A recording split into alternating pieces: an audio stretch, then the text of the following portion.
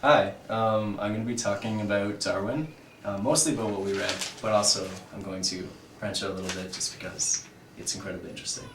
I'm just going to read this quote from Theodosius Dobzhansky, and he wrote this 36 years ago. Nothing in biology makes sense except in the light of evolution.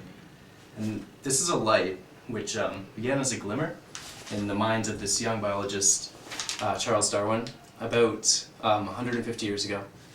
And now it is the whole light which we can read the entire text of life by. Darwin's theory of evolution kind of began when he was a young naturalist on his way to becoming actually a clergyman. About 175 years ago, in 1831, he began his voyage on the Beagle, which is one of the most famous and I think mythic voyages in scientific literature. You don't have many great stories like that, but unfortunately it's not quite so easily wrapped up as all that. He didn't publish his book until about, well, at least 30 years returning to England. And there are some senses that he discovered his theory of evolution actually before going to the Galapagos. Though it is obvious that this trip was incredibly influential on his thinking.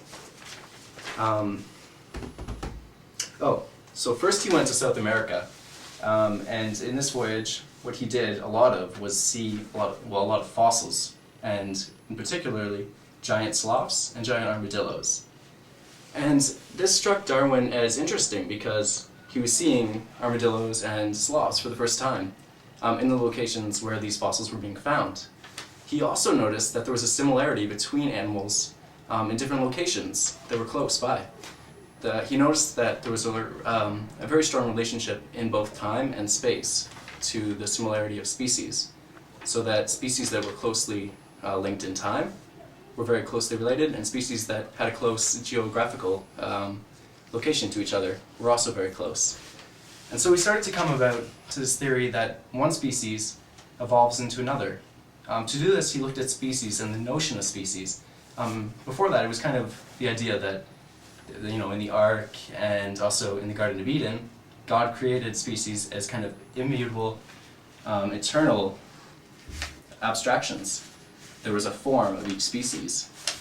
Well, Darwin didn't really see it like that. He saw a lot of blending going on, especially in terms of domestic animals. When you look at pigeons and you look at dogs, it becomes really evident that you can't really draw a line between, say, a dog and a coyote. They can breed, they can have fertile offspring.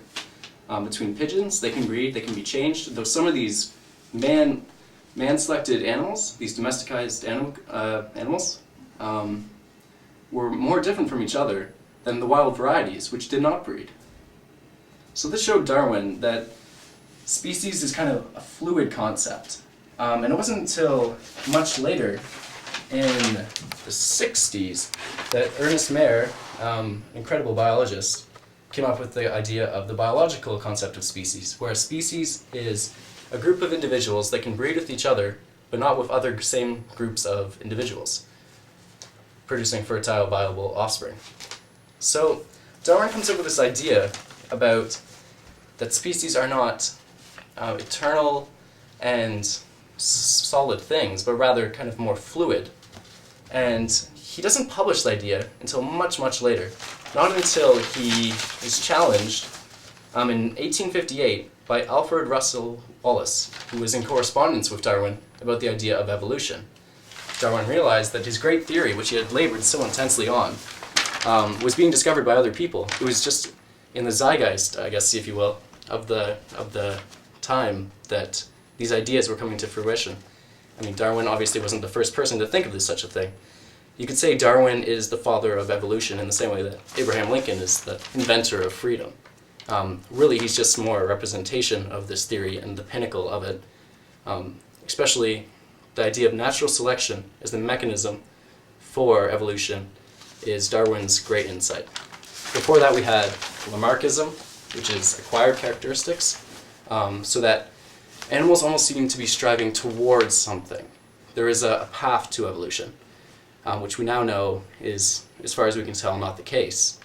For Lamarck, something like a giraffe, through reaching up every day for leaves higher and higher, its neck would stretch, its offspring would have higher... Are we running out of time? Well, 1 minute. I have lots more to say. Okay. Well, why don't we push it to 8 minutes? Okay. Okay. So through reaching up, day by day, the giraffe would acquire longer vertebrae, those would be passed on to its offspring, and so on.